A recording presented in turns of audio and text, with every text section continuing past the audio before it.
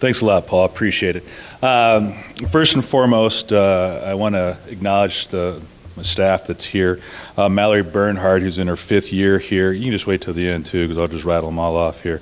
Obviously, she was a player here and has done a tremendous job for us. Adam Jacobson, who's in his 4th year here. He's been doing our recruiting. He's done a fine job with that, of heading that. And Caitlin Oney, who's going into her 2nd year here, working with our guards and just keeping me organized a little bit. I'm thankful for that.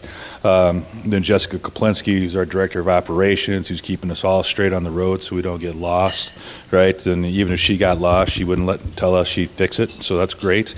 And then Emily Evers, who's a volunteer for us this year, is our coordinator of player development and just trying to learn the ins and outs of some stuff a little bit, so that's great to have her back.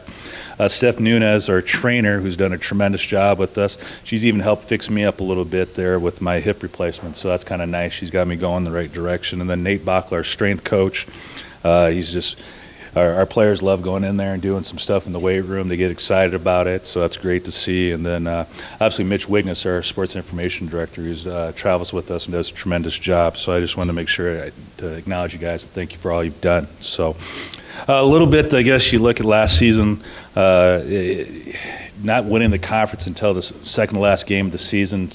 It tells you that it's a tough conference, and you got to stay focused the whole way. It was a different fashion how we did it. There were some tight games, obviously, and it's just one of those things that you got to battle through. And I was proud of our group to be able to do that. But at the same time, we can't pat ourselves on the back and get arrogant, because that was last season, and we got to figure out a way to improve this season. And, I really believe this junior class that's here, they've buoyed us in that situation. And now they have to navigate a new role. And that's leadership, being leaders in the locker room, being leaders on the floor, leaders in the classroom, and being leaders away from the floor. And they've embraced that role. And I'm really excited about how they've been handling themselves. I guess if you talk about being picked second itself, I look at that as that's something about our culture as a team. It's allowing our talent to do the best they can each and every single day and be able to come back and try to exceed the expectations that are placed upon us. I really believe that that's what our culture is about, and it's about the tradition that was established before we even got here. So it's something that should keep going full circle, and that goes with our leaders of starting the way for us and leading us in that situation. But now we just got to, best way I can say is we got to clear the mechanism. We just got to do that. We got to clear the mechanism. It's over. We're not defending anything. We're playing this season now as a brand new season. The schedule's filled with opportunities. We open up with number 17, Oregon State on the road. We're going to find out a lot about ourselves pretty quick, right? How we handle that type of environment that we play in. At the same time, I look at myself and I question myself a little bit about the schedule every now and then. But that was part of the deal when they all came here. They wanted to play competition. That's something they wanted to do, and they're excited about it. It's a great opportunity. We come back and we play a rival again, South Dakota State. They're vote getters as well in the top 25 poll. So that's going to be it's a tough environment to play in, and they've done a tremendous job down there. And you look at our first home opener against an A10 foe that we've never played, UMass. That's going to be a challenge for us in itself. Just can we bounce back coming off the road, or are we going to be hot coming off the road and just keep on steamrolling? It's one of the two, right? That's what we got to do. I'm excited again to go on the road with these guys down to San Antonio. We got some things planned for them for a tournament down there. But they're a fun group to be around. They've done a tremendous job in the off season and this preseason. So it's going to be fun to be able to be down there with them, and we'll probably eat some spicy food, I'm pretty sure. I'm just saying, right? Ladies, we'll probably do that. And then obviously you look at Northern Iowa, who's had a tremendous season. Last year being at large bid, so that's going to be a tough part of our schedule. And then number 3, Baylor. Don't worry about them. We'll take care of that later on. But the other, then we get rolling a conference, so it's going to be exciting in that aspect. The challenge is going to be with 7 new players, right? That's going to be the biggest thing. Can we get them incorporated what we're doing? When you break it down, 2 junior college transfers, Melissa and Megan Daly, they're twins, by the way, just so you know. Then 4 freshmen, and then obviously we bring in a 1 sport transfer of Faith Dooley coming into the mix too. So to be able to get them all acclimated, it's going to be a challenge, but they're doing a nice job. But again, it falls back to, I really believe, what our junior class is doing with their leadership and how they're handling things.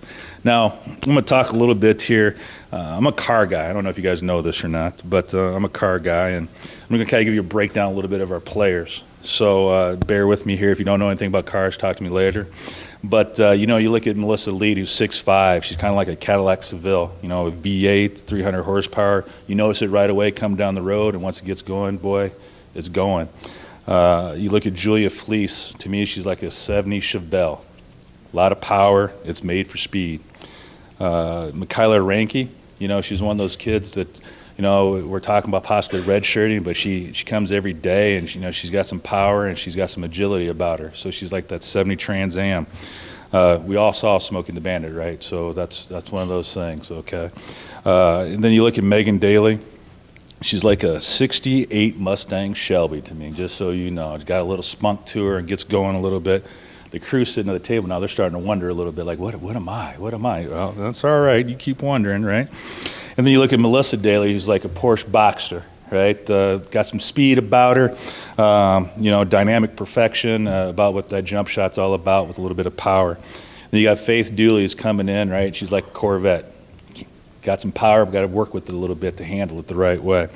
Kayla Burrows is like a 1987 Buick National, right? Grand National. You guys are going, what is that car? Well, I tell you what, it's got some speed to it. It's turbocharged, but at the same time, you know what? You got to figure out how to build it up because every now and then it might break down on it. So you got to be ready to go with that. You look at somebody like Chastity Franklin, who's back, who's like a 69 Dodge Charger. A Dodge Charger, right? And some of you guys are going, boy, this dude's talking about cars and his players. Are they the same thing? No, but I'm telling you, it's one of those things that that's how I teach. You can ask my players. That's how I teach them all the time. Different stuff like this. And Franklin's built for a lot of speed. 426 Hemi. She just goes. Don't know where it's going, but it flies, right? And that's part of what happens, right? And with Bailey Strand, she's a GTO judge, right? Just 360 horsepower, strong engine built to last, and here comes the judge, right? Here comes the judge. Then you got Grace Swatsky, one of my players that best thing I can call you is a Camaro, right? You're like a Camaro, supercharged and ready to roll every day, And then you look at somebody like Jill Morton, she's a Lamborghini, straight speed, just going. It's a blur almost. Heats up and goes, right? And then you got Fallon Freege. She's like a Mercedes AMG. You guys are like, what is that? An AMG? Well, that's a very nice Mercedes, just so you know. And the one thing I can tell you about it is it's got amazing power, right? And it's crazy fast. That's all I can tell you about it, right? And then Claybo, she's a McLaren P1 in my book, a McLaren P1, okay? 727 horsepower, right? And heroically powerful at times, right? Just got to get it to do it all the time. So, and you guys are going, what does that have to do with this? That's how our team is, right? You always got to intertwine and build, and you got to give them something to shoot for. So when I look at this season, we got a lot to do yet here. I wish the men the best of luck. Right, I really do. I'm excited about our doubleheader. Right, I want to take care of business first, so I can come back after going to the celebration and then watch you guys, and I'll help heckle. And you tell me what you want me to say to the other bench, and I might say it. But other than that, thank you very much.